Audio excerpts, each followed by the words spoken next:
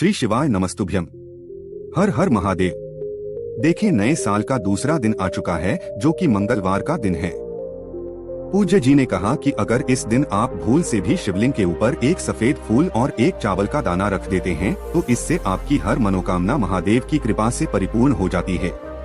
अगर आप अपने जीवन में कर्ज की समस्या से परेशान हैं, या फिर आपके जीवन में धन समृद्धि वैभव की प्राप्ति नहीं हो पा रही है, माता लक्ष्मी आपसे रुष्ट चल रही है, या फिर आप धन कमाते हैं तो वो भी खर्च हो जाता है, आपके जीवन में लगातार खर्च होने की वजह से आप धन बचा नहीं पा रहे हैं, व्यापार से अच्छा लाभ नहीं मिल पा रहा है, या फिर नौकरी में कोई समस्या बनी हुई है, तो पूज्य गुरु जी ने कहा कि जीवन में किसी भी प्रकार की समस्या चल रही हो तो सिर्फ ये सफेद फूल आपको इन सारी समस्याओं से बहुत ही जल्द बाहर निकाल देगा।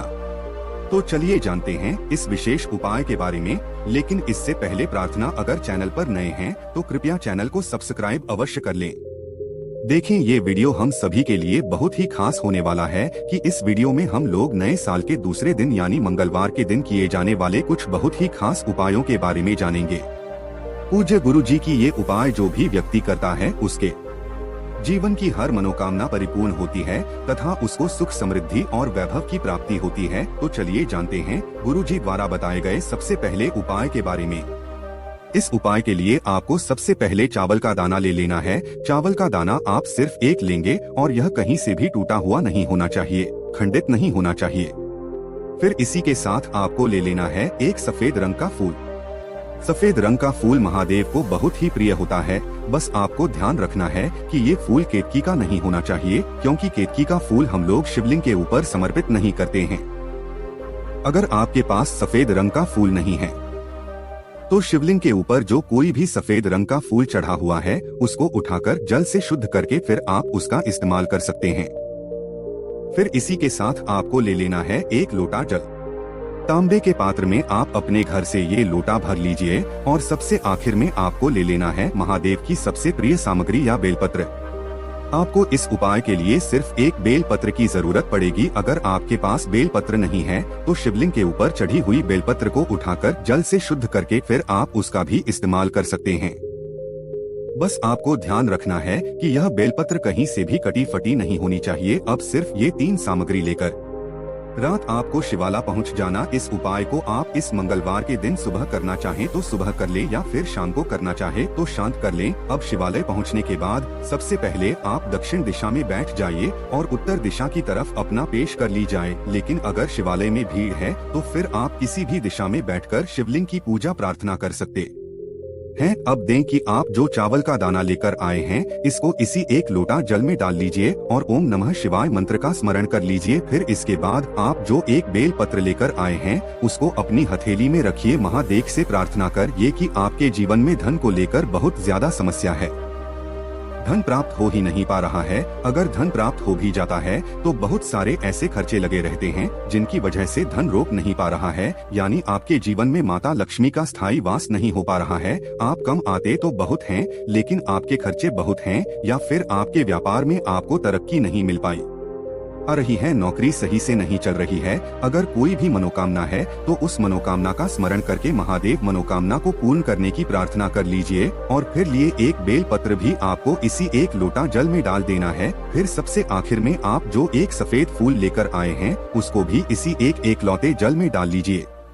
और अब भूतेश्वर महादेव के नाम का स्मरण कर लीजिए। कौन से महादेव का? आप उद्देश्य महादेव के नाम का स्मरण कर लीजिए। अब जो एक लोटा जल का मिश्रण तैयार हुआ है इसको धीरे धीरे आप शिवलिंग के ऊपर समर्पित करते जाइए और लगातार शिव महापुराण के मूल मंत्र श्री शिवाय नमस्तुभ्यम या फिर ओम नमः शिवाय, इन दोनों में से किसी भी एक मंत्र का स्मरण कर लीजिए। देकर जल आपको लगभग 90% यानी 90% जल आपको शिवलिंग के ऊपर समर्पित कर देना है और 10% यानी 10% बचा हुआ जल आपको माता अशोक सुंदरी वाले स्थान में समर्पित कर देना है। लेकिन ध्यान रखें कि जब शिवलिंग से आप माता अशोक सुंदरी वाले स्थान में आएंगे तो लोटे से जो जल की धार गिर रही है वो टूटना नहीं चाहिए। शिवलिंग से आप जल समर्पित करते हुए ही माता अशोक सुंदरी वाले स्थान पर समाप्त कर देंगे। पूज्य गुरु जी कहते हैं, जो भी व्यक्ति मंगलवार के दिन इस विशेष उपाय को कर लेता है, या फिर सोमवार के इन कर रहता है, या फिर प्रदोष के दिन कर लेता है, या फिर मासिक शिवरात्रि के दिन कर लेता है, तो उसकी मनोकामना अब भूतेश्वर महादेव की कृपा से बहुत ही जल्द परिपूर्ण हो जाती है।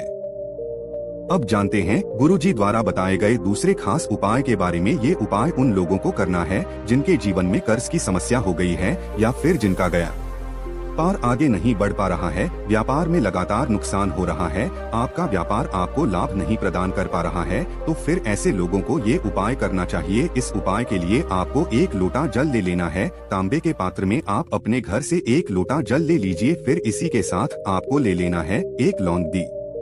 मंगलवार का दिन है और मंगलवार का दिन समर्पित होता है भगवान हनुमान को, इसलिए हनुमान जी को प्रसन्न करने के लिए तथा महादेव जी को प्रसन्न करने के लिए आपको सिर्फ 1 लौंग ले ली है। यह जो आपकी लौंग होगी वो फूल वाली होगी या नहीं, यह लौंग टूटी हुई नहीं होगी, खंडित नहीं होगी। फिर सबसे आखिर में आपको ले लेना है या तो लाल चंदन और या फिर थोड़ा सा गुड़ को अच्छे से बारीक पीसकर उसका इस्तेमाल कर सकते हैं, या फिर आप लाल चंदन का इस्तेमाल कर सकते हैं। अब ये सारी सामग्री लेकर आपको पहुंच जाना है शिवालय। पूज्य गुरुजी ने इस उपाय के लिए भी कहा है कि इस उपाय को भी आप पूरे दिन में किसी भी समय कर सकते हैं।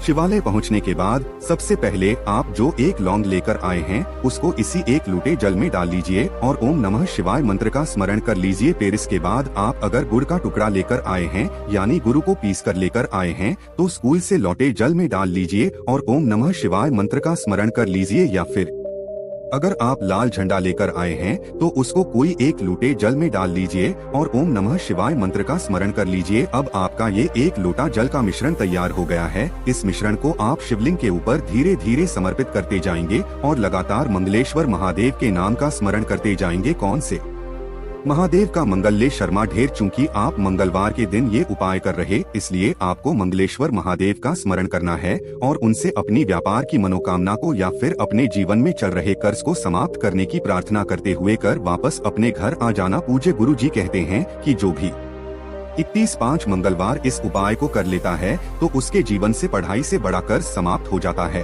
और अगर उसके व्यापार में किसी प्रकार की समस्या चल रही है तो वो भी बहुत ही जल्द समाप्त हो जाती है। तो दोस्तों, इस विशेष उपाय को बिहार जरूर करिए। आप जानते हैं गुरुजी द्वारा बताए गए सबसे आखिरी उपाय के बारे में। इस उपाय के लिए आपको 1 दीपक ले लेना है, 1 चौमुखी दीपक आपको ले लेना है और इसमें आपको चमेली के तेल का इस्तेमाल करना है या फिर गीत का इस्तेमाल करना है और या फिर सरसों के तेल का इस्तेमाल करना है। इन तीनों में से आप किसी भी तेल का इस्तेमाल कर सकते हैं। सबसे पहले अगर आपके पास चमेली का तेल है तो वही इस्तेमाल करेगा।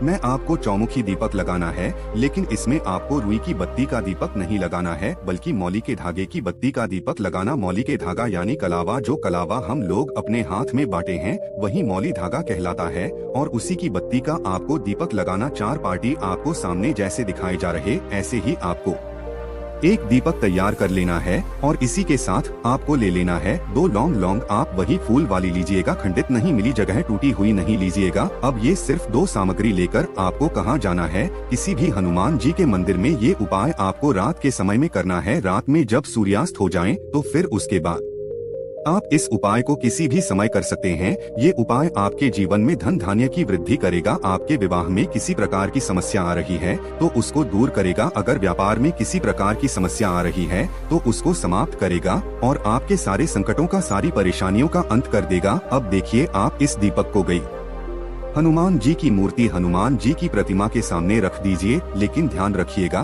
कि इसको आप जमीन में मत रखिएगा बल्कि आप नीचे प्लेट लगा दीजिएगा या फिर फूलों की पंखुड़ियाँ लगा दी है या कुछ भी लगा दी जगह, उसके ऊपर ही दीपक को रख दीजिएगा और इस दीपक को प्रज्वलित कर लीजिएगा और फिर कम से कम 1 बार हनुमान चालीसा का पाठ कर लीजिएगा। लेकिन हनुमान चालीसा का पाठ करने से पहले आप कम से कम 11 बार या 21 बार श्री राम या सीताराम का स्मरण जरूर करिएगा, क्योंकि हनुमान जी को राम जी का नाम बहुत ही प्रिय लगता। फिर इसके बाद जब आप हनुमान चालीसा का पाठ कर लें तो आप ये जो 2 लौंग लेकर आए हैं इन्हें इसी दीपक में डाल लीजिए और हनुमान जी से प्रार्थना करते हुए फिर वापस अपने घर आ जाइए। पूज्य गुरु जी कहते हैं कि आप इस उपाय को सिर्फ 1 मंगलवार करते हैं तो आपके जीवन के सारे संकटों का अंत होकर सुख, समृद्धि तथा वैभव की प्राप्ति होना प्रारंभ होने लगता है। तो दोस्तों, ये थे पूज्य गुरु जी द्वारा बताए गए कुछ बहुत ही खास उपाय।